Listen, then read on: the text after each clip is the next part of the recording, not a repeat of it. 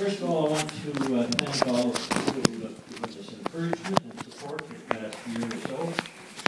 And we are gathered here to celebrate another year of Byers Grove Community Radio. We're still on the air. We hope to stay on the air. That's going to take some cooperation, not confrontation. With the constant bickering going on in the media and the Facebook and what have you, it would not take a whole lot to destroy the radio, as I'm sure you're all aware. We depend on public support to support us, and if we lose the support of the public, we lose the radio. Once it is gone, there will be no more radio in Parsbrook. Because Tantramar Community Radio blankets this area and covers it well. I'm sure the CRTC would look long and hard at renewing a license if we fell off the air and didn't get back on within the 14 days or so.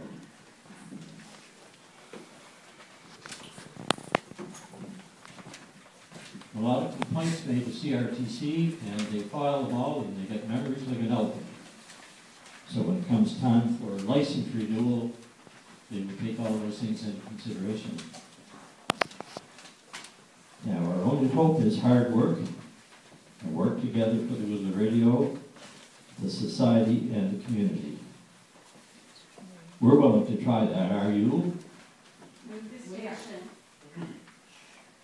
Thank you.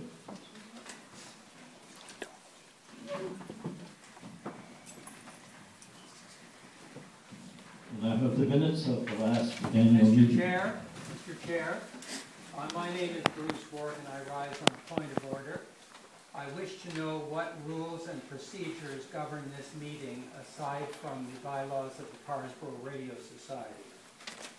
Might I suggest Robert's Rules of Order as the common rules that govern AGMs at societies? We need, in other words, to know what the rules are aside from the bylaws.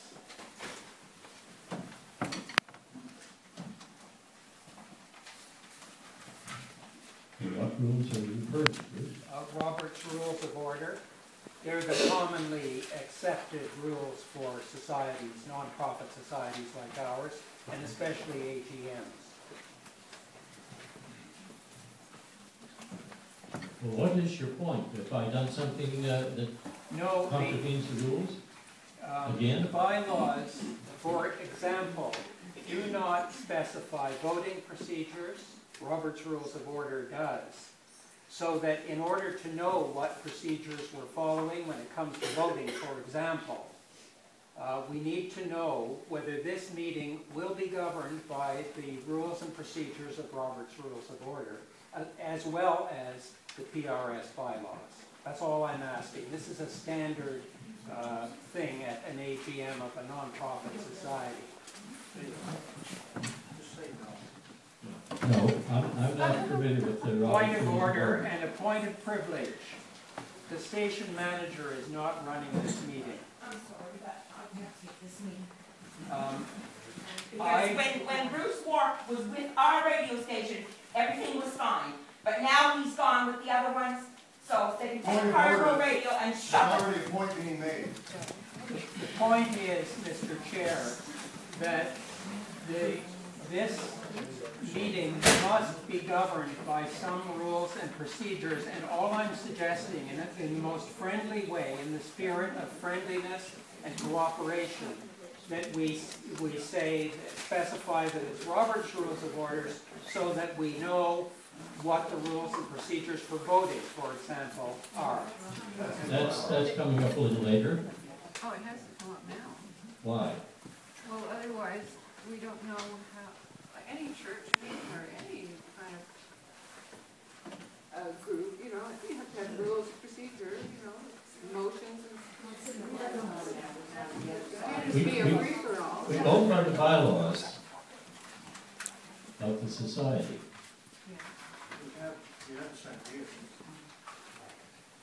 If I may, Mr. Chair, my name's Sandy Graham. It is accepted by many non-profit societies and organizations across the continent, that certain rules of order are accepted as a standard overall for governing procedures. There's nothing at all untoward about this. There's a normal standard that organizations adhere to, and if not directly in their bylaws, then at least at meetings they will sometimes say we are adhering to Robert's Rules of Order or something similar. But just so that it's accepted that there's at least one standard or another which will help govern society during the meetings, especially in the event of disputes, so that you've got something to refer to which all agree to. Okay. Article 15 in the bylaws is what we're going by. The annual general meeting of the society, the following items of business shall be dealt with and shall be deemed ordinary business, and all after business transacted shall be deemed special business. We have the minutes of the previous annual general meeting we were about to present. Do you object to that? Mr. Chair, we don't object to you conducting your meeting. And bylaw 15, of course, does set an agenda, and you have very properly distributed an agenda at this meeting. And we're not challenging you in any way. There are things that are not in the bylaws that are covered in standard rules and procedures that govern nonprofit societies. And all we're saying is, just so we know what the rules are, is it Robert's Rules of Order, or is it some other rules of order that you're following? Well, this is what we're doing. We're following our procedures here. So we're going to follow the bylaws. We're going to have a meeting, and whatever comes out of the meeting comes out of the meeting. Why throw Robert's rules and all this other stuff in there when we got a set of bylaws here to follow? Because everybody else wanted to follow a set of bylaws. Well, why can't we join as members and vote? That's kind of... That usually never happens at any meeting that I've ever went to. You don't join and then vote. You should be welcoming volunteers. Okay, order. Now, if you don't mind, I'd like to go on. I'm using our bylaws as a rule, not Robert's Rules of Order. Okay. We'll have to reading the minutes of the last annual meeting. AGM meeting of the Harrisburg Radio Society took place January the 9th, 2012. I will tell you beforehand, normally there would be minutes. We don't have any minutes. We never got them. They were taken, we never received them, and whenever finances were there, that happened. They were all taken on December 9th of 2011. So I will read you what happened. So therefore, there is no minutes, or there are some things we just couldn't do. This is the minutes of January 9th AGM meeting. Chairperson Don Jewers opened the meeting at 7 p.m. by welcoming everyone in attendance. Sign-in attendance sheet is attached. Jim O'Neill made presentation of the bylaws that needed to be amended. They are as follows. Original clause 10, no funds of the society shall be paid to or be available for personal benefit of any member. That was the old bylaw. The new bylaw, the amended, is no funds of the society should be paid to or be available for the personal benefit of any member unless the payment or benefit has been previously approved in writing by the Board of Directors and disclosed to the members at the next general meeting of the membership of the society. Original clause 12C, I have to read it all. Original clause 12C, if requested in writing by 5 of the members. 12C, amended clause, if requested in writing by 2/3 of the members of the society. Original clause 22, any member of the society shall be eligible to be elected a director of the society and a director of the society shall be a member. Amended clause 22. The number of directors shall be from a minimum of 6 to a maximum of 10 directors. The subscribers to the memorandum of association of the society should the first directors of the society. Motion. It was moved by Doug Rector and seconded by Kathy Bowden to accept the amendments as above. Motion carried. Board of Directors put forward for election as follows. Chairperson Don Jewers, Vice Chairperson Brian Fisher, Treasurer Dora Fuller, Secretary Colleen Fisher, Recognized Agent Ross Robinson, Director Kenny Gillis, Director Bruce Warwick, Director Laura Langdon, Director Louis Brown, Director Sylvia Jewers. Requested any nomination for directors from the floor, none offered. Motion, moved by Edie Cole and seconded by Keith McCullen. No nominate and accept Board of Directors as above. Motion carried. Chairperson Don Jewers adjourned the meeting at 7:18 p.m. Questions were fielded by Gordon Heffler, Jim O'Neill, and Ross Robinson after the meeting. This was submitted by Colleen Fisher, Secretary. I make a motion that the minutes be approved as read. Mr. Chair, I rise on a point of order. My name is Laura Landon. We didn't actually have an AGM last January. It wasn't advertised as an AGM. It was advertised as a special meeting. An AGM requires 30 days notice under our bylaws. We gave 7 days notice, and we advertised as a special meeting, not as an AGM. So we can't adopt or accept these minutes as the minutes of an AGM. Excuse me, but why would it take a year to bring this out? Yeah, Laura, you were here. Yes, And those were approved at the meeting. It was approved as a special meeting, and we were all elected to the board, yes, but it wasn't technically an AGM, so we can't adopt the minutes as minutes of an AGM. Why didn't you accept the position then and speak up then? Yeah. We held it, it was an emergency meeting as a special meeting, and there was a good turnout at that meeting, and a slate was elected, but it wasn't technically an AGM. It doesn't matter if it was an emergency meeting or not, you still should speak up. If something's not going right in one meeting, you should speak up and say, if this is not right, we cannot do it. So why did you go ahead and vote for everything when this meeting wasn't right in the beginning? You didn't say it was an AGM. It wasn't advertised, it wasn't an AGM, it was a special meeting, and we never said it was an AGM. That's why it shouldn't be said it's an AGM right now. We can't adopt the minutes as the minutes of an AGM. So, if Sylvia takes the AGM out of that, is that meeting legal? Yes. Yes, as a meeting, yes. You can say it's a special meeting, yes. And advertise it as well.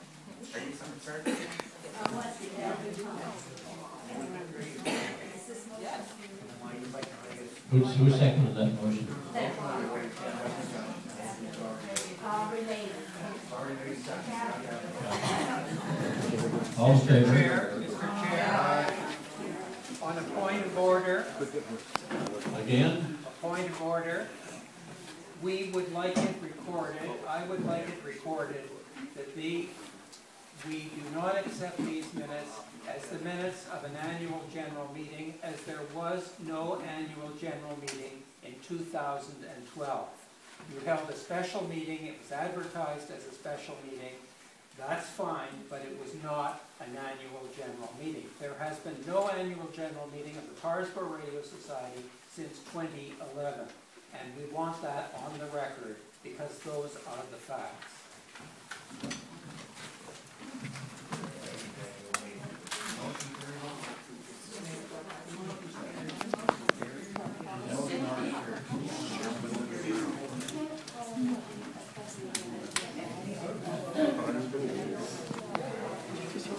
Yeah, I did.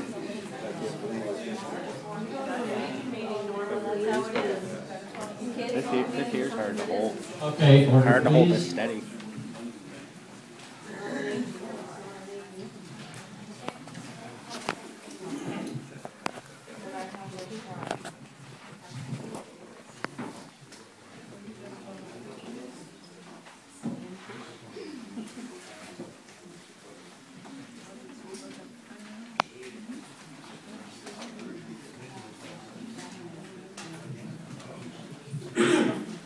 have a pleasant duty now. I have an award to present. It's the Anita Heffler Award for Outstanding Service. This award is for outstanding service in the Parrsville Community Radio in giving extra and recognizable efforts to assist to grow, make successful the original dream of a hometown girl, Juanita Heffler, for a hometown local radio station for the citizens of Parrsville and area. And this is proudly presented to Dora Fuller.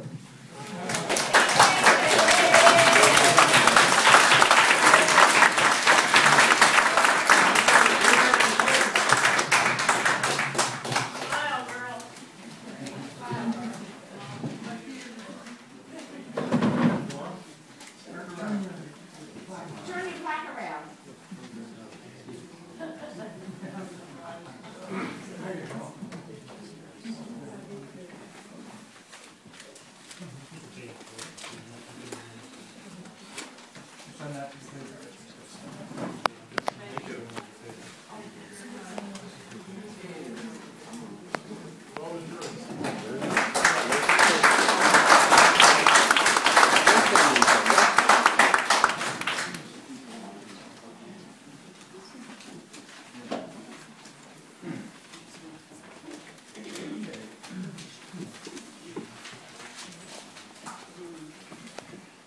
We're going to proceed, and we have a treasurer's report.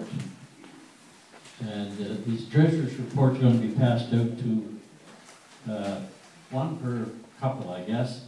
Because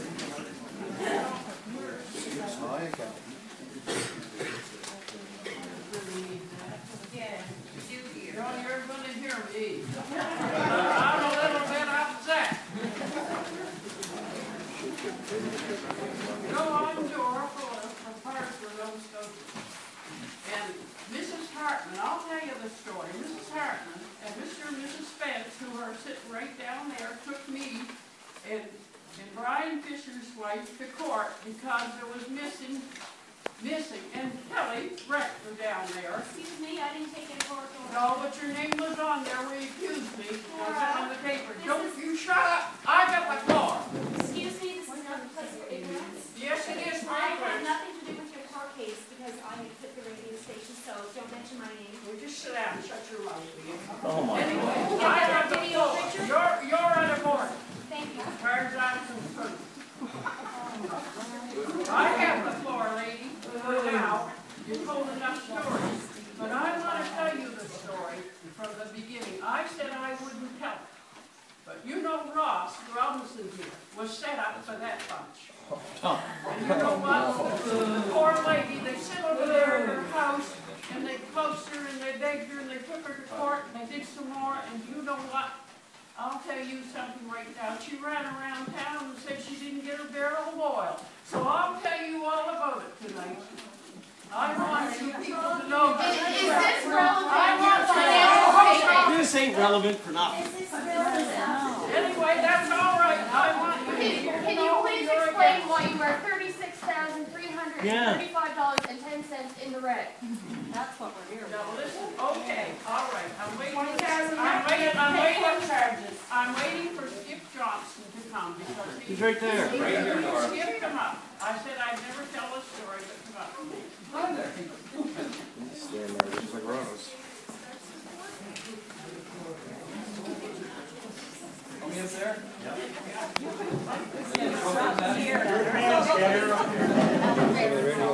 People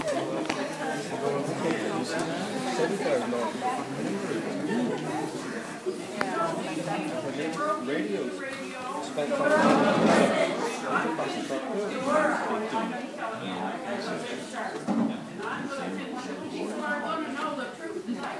Then they take me to court. You know what? They threw it out because it was just hearsay. That wasn't printed in the Citizen. That's what bugged Mrs. Fisher and I, because the truth was not told. It was told, Dora. It wasn't in the paper. The truth was told. Not in the It was paper. the radio station, not the house. It was the radio station we went into, and we had perfect right as members. What's wrong? You went in. No, I We did didn't. not break in. Look it down. Anyway, let's do the treasurer's report. You guys got a good time, I'm gonna have a good time.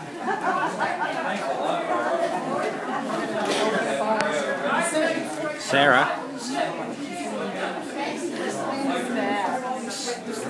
Sarah?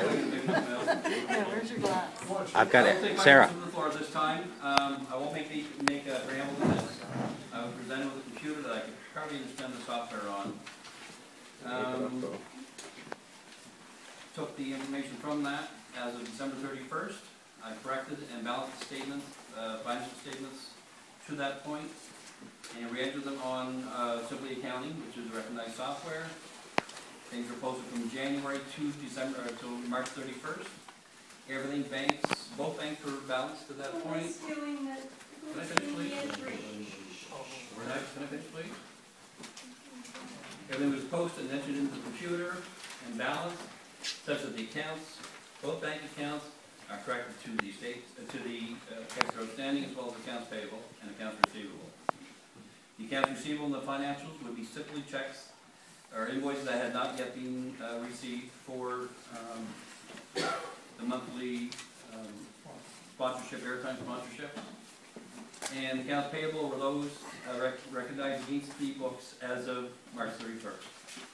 The large downside on it is a significant bill. However, this bill is being resubmitted to the insurance company, which my understanding is they're going to review it and give a ruling on it accordingly in the future. We're hoping it'll kind of go away. We don't know because we have to reoffer it. Is there any questions? What do they want insurance on? Point of information. So if I understand. I'm sorry, I can't hear you, sir. Pardon? I'm sorry, I can't hear you. Oh, if I understand the bottom line, at the end of the year, the Parsville Radio Society is $36,335.10 in the hole. Is that correct? No, as I just said, part of the bill of the accounts received, accounts payable rather, are being reoffered to the insurance company for payment.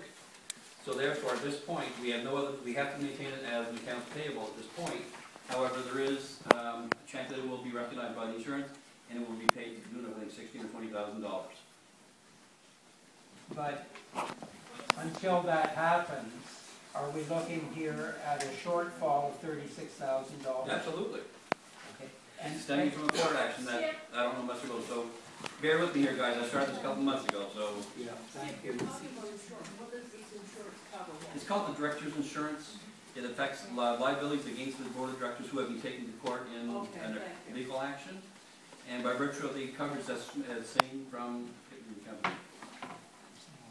So it covers a percentage of the. Full amount, any kind of liability. Okay, thank you. And that's only my understanding of it. Like, I'm not entirely sure about it. Like I said, it got dropped by my lap here, and a whole bunch of stuff in a very short period of time. Right, okay, thank you.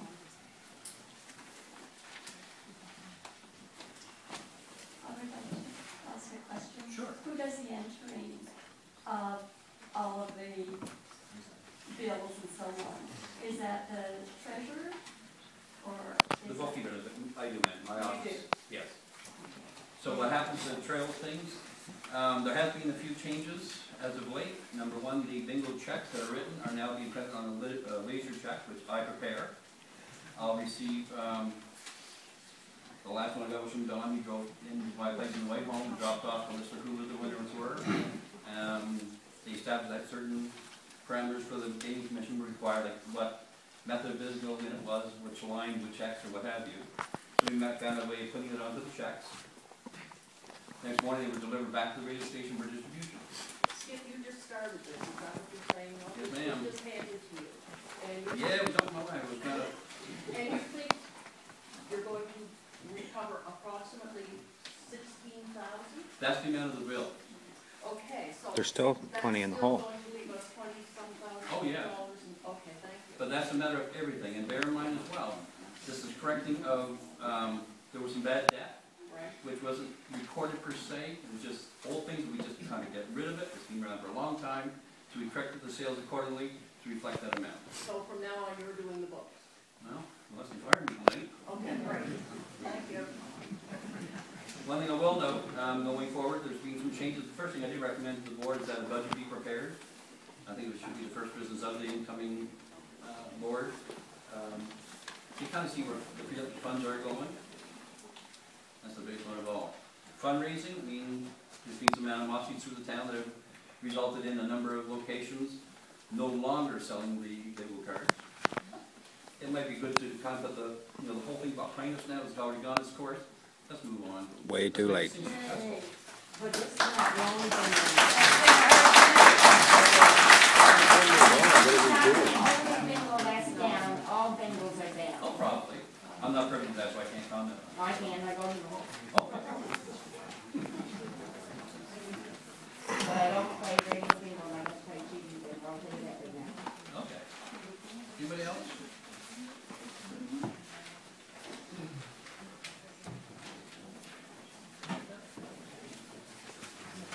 Don't have to sit down now? In terms of capital assets, am I reading correctly, there's about $4,700 worth of equipment that belongs to the society? Correct. That's the depreciated value, that's the total value? That's what, that's UCCB. It's the undepreciated cost of what's left over. I didn't have proper working numbers to begin with because it was not maintained in the past. So typically, CCA items would be listed as what you paid for it, and minus what's been depreciated in the past, leaving a UCC. And I did not have that information, so. I went from the value at the time of approaching to the new system. But I think the important thing here is that it is balanced. The bank accounts were cooked with checks written. The gaming stuff has been brought to date, such as everything is current. Posted as of yesterday.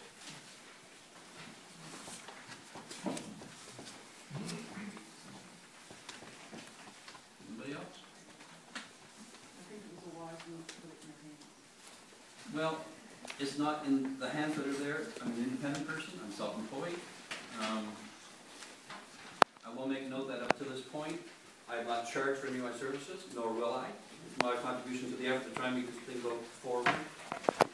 I probably have $5,000 worth of fees in for this thing that I didn't charge. I'm just saying, I think it's a good idea that put it in someone's hands and Well, I can assure you, it'll be done right. that's what I'm trying to say, I guess. I Thank think you. we looked after properly. Thank you, Skip.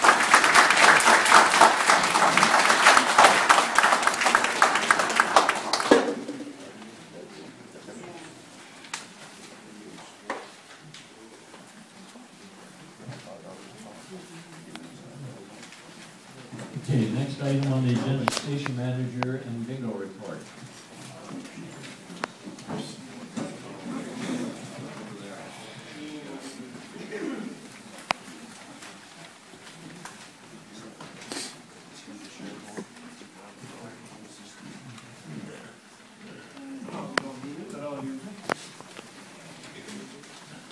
Good evening, everybody. For who don't know me, my name is Ross Robinson. I've been the station manager since we went on full-time radio.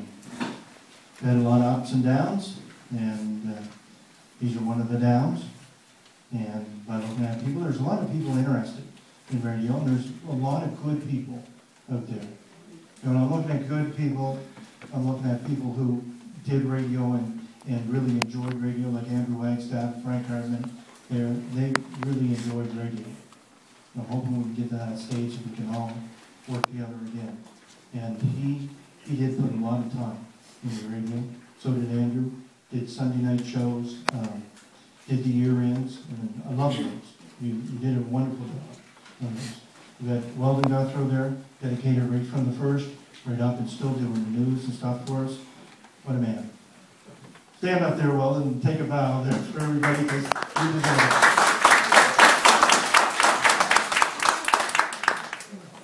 And I'm gonna knock Dennis Badwell, because when we first started things off, and I was frigging around trying to put up the tower and trying to line the foundation up and stuff, and he comes around and quite clever fellow with angles. So he decided to show me how to line that up so we could actually put the tower up and make it stand there.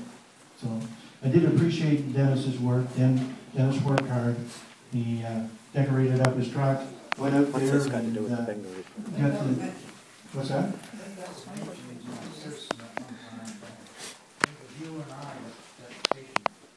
It was, absolutely was.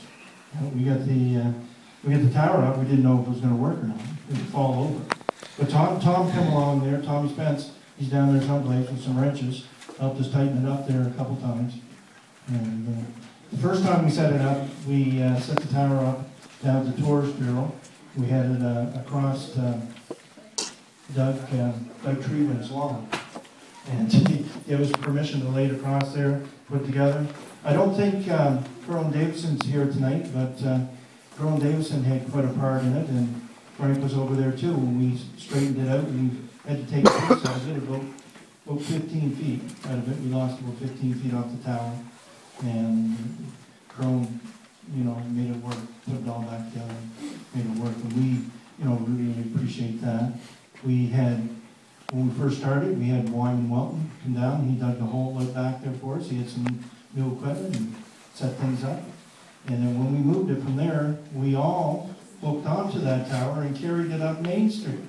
The whole works of us. Right? So we just like a little train going up the street there. What? I forget, did we cut through the back of someone's lawn or something? No, right up the street. Right up the street. So everybody got the tower up there. And Dave Roberts, just up above me, he came down with this little backhoe and dug another hole for us. And we had the Power Commission come and donate their time to help us stand it up. And Gordon Heffler came up and put the antenna on and the heliacs, and we hooked back up to the transmitter and going there. I had fun working with everybody, and I enjoyed working with everybody. Sometimes we all get on the wrong path. Sometimes the path of destruction. I'm not here for that. I'm not really here for that. I don't think we're all going to live long enough, and we're probably all going to destruct anyway after a while, or wheelchairs or whatever. But I do believe our bingo will pick back up if we all work together. I mean, we see that our sales are down to roughly about 236 envelopes. Can't say cards because there's 2 cards in each envelope now. We're following the same procedures that the Lions are doing. It was asked by the public that we do the same thing because they felt like we were giving them the raw deal, selling a card, 1 card for $4 and they're getting 2 for $5. So we decided we'd go along with that too, and we did. And our sales didn't go down any, but they didn't increase neither. So we do have store Ken's. I'm sure there's probably some people out there that are close to Diane and stuff and want to help out the radio station, and maybe we can get those cards being sold there again, and a few other places. Now, I heard that kind of, if you don't let it get to you, it's kind of neat. It was insulting. It's not insulting, it was rude. You said rude. And you were rude. I used your initials. I'm sorry. And I asked you not to, and you did it. How did you know it was you? Ross? I used initials. Saucy Okay. and rude. All right. I apologize to you and for all these people. I'm sorry. All right. I tried my best. Okay. But